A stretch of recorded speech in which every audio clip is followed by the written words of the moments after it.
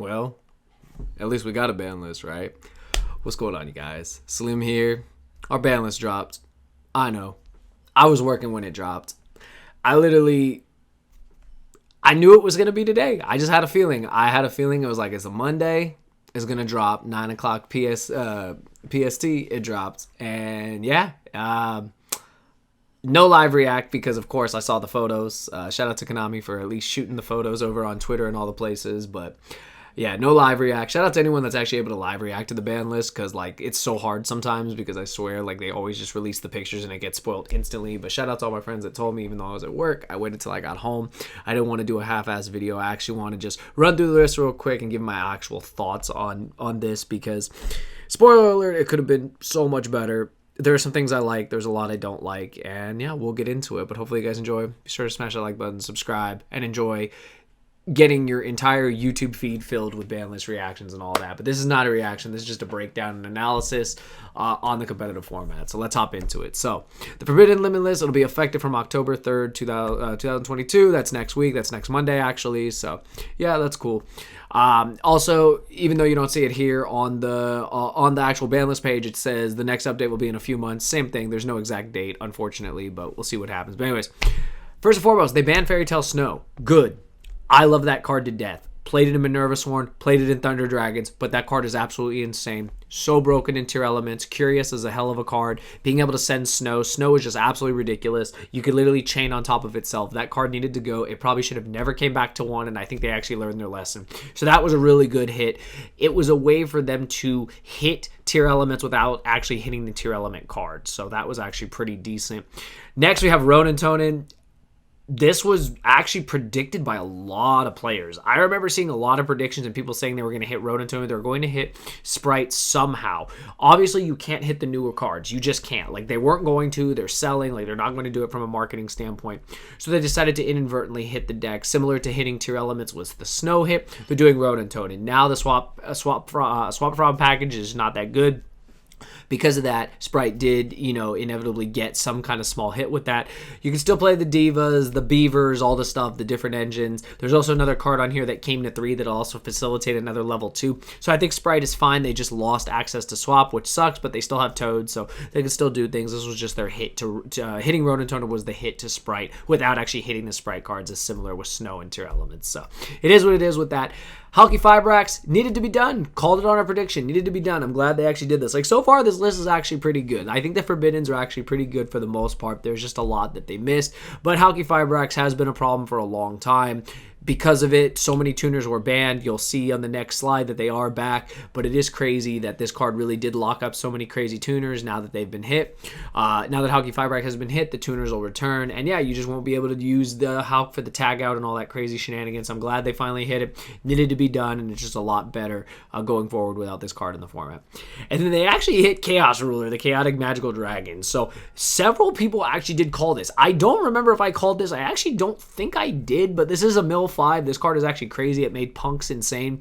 This was just nuts in tier elements and stuff like that. Like, just being able to mill 5, just mill so many cards. All the decks that use this card just got so much advantage off of it. And now with it gone, you just don't have, as they call it, Pepega Ruler, so you can't literally mill the 5. So that's good. And it being able to revive itself is actually crazy. Being able to mill Snow, stuff like that, in conjunction with other cards. So yeah, this was an interesting hit. A lot of people actually did call this. Again, I don't remember if I called this, but interesting hit overall. It does actually affect several decks that were playing this card or were trying to speed run this card out. Like the Pure Punk deck. So sucks for that deck, but yeah, this card was just crazy. I mean, a mill 5, like, this card was just nuts. It revives itself. Like, this card was just bonkers. So yeah, Chaotic Ruler, definitely a good hit as well for other decks. And then the one hit that just doesn't make sense. I'm sorry. Why did you hit Red Reboot? Why? Literally, it was one of our best win buttons against trap decks. Yes, we have Lightning Storm. Yes, we have Cosmic. Yes, we have all Twister, all the kinds of back row removal. But Red Reboot was that card that they couldn't respond to if they didn't have like a Judgment or another Reboot. It was actually crazy. And Reboot really cleaned up a lot of those trap decks. Now the trap decks are free to do what they want. Now, I know their trap decks are a little slow, but honestly, with these hits to other decks and stuff, you're going to see a lot more people playing traps because now Reboot's not even an issue. You don't even think about it anymore. You don't have to worry about them having the Saki 1-of that you can lose to. I've lost to Reboot myself, and it's crazy. Just the fact that it's actually banned now is just ridiculous. Not a fan of this. They definitely could have done more instead of hitting Reboot. Where the hell is Mystic Mine? Where the hell is Scythe? where's like the hits everyone's been asking for. I digress. Moving on. So next picture we've got. Next, we have our limited. So, with Hulky Fibrax gone, they brought back Blackwing Steam the Cloak. That's actually crazy for Darkwing Blast. That's going to be nuts, like actually having Steam back in the game for Blackwing, so that's pretty crazy. They brought back Cyberjar. That's pretty interesting. I wonder if any of like the deck-out decks, like maybe Runic, will try to do something like this. Since you don't really play a lot of monsters, if any monsters at all, you can't really get out of this, but you can. This can definitely lead to a more effective mill-out. However, setting it makes it kind of slow. I don't think this card is as amazing as it used to be, but it is kind of cool to have an old Kaiba card back. So yeah, that's just kind of cool. I never thought I'd see Cyberjar back, so that's pretty cool. They also brought back Olion, of course, again, because Hulk was hit, so it makes sense to have Steam and Olion back, plus we have Jet. So I mean, a lot of the main tuners are starting to come back. Substitute, so they actually brought Substitute off the list of 1. That's really interesting. So they hit Ronan Tonin and bring back Substitute. I mean, you can't do the Frog FTK or Frog OTK, whatever it is with Mass Driver, but Substitute, I mean, I guess. I mean, I don't even know if it'll get played, but it's just the one of now, so it'll be interesting to see. Same thing with Spellbook of Judgment. A lot of people thought this would happen. They did it in Master Duel, now they're doing it here in the TCG. A lot of people are going to play this. I know there's a lot of people that love Spellbook. Shout out to my brother Johnny. I know he's going to be excited about this, playing Spellbook of Judgment, playing Spellbooks in general. Obviously, Spellbook of Judgment, even at 1, is not as broken as it was back in 2013 in the Tier 0 format of Spellbooks and Dragon Rulers, but, you know, it's still fine overall. It'll be interesting to see what happens with Spellbook of Judgment now coming back to 1, so definitely pick them up. They've probably gone up already, but hopefully you were holding on to one from back in the day for the banned cards. It was pretty interesting. And then again, a hit that just makes no sense, a Pointer of the Red Lotus. What the hell was that card doing that required it to be hit to be limited? I mean, what? Now I can't trap trick it out. Oh, no. I don't understand a Pointer of the Red Lotus. I don't think that was a good hit at all. Definitely not something that needed to be done. There were just way better options, way better things you could do. And a Pointer was a card that helped. Like, it helped you, like, trying to go first. Like, after you go first, like, being able to rip a card out of your opponent's hand so that you could play through was, like, crazy. I really don't understand. Is it because this was in so many side decks at the beginning of the format? Do you know how fast that died out? I barely saw any. I don't think a single deck profile I profiled in Niagara even had this. So, again, I don't even understand. There's actually no semi-limited. Interesting. No semi-limited at all. They literally just went straight to unlimited. So, shout out to James. You already know. True Draco, Dynamite Knight, the True Draco Fighter back at 3. We've been calling this forever. Is it going to make True Draco broken? No. It just gives him more oomph, I guess. So, I guess that's okay.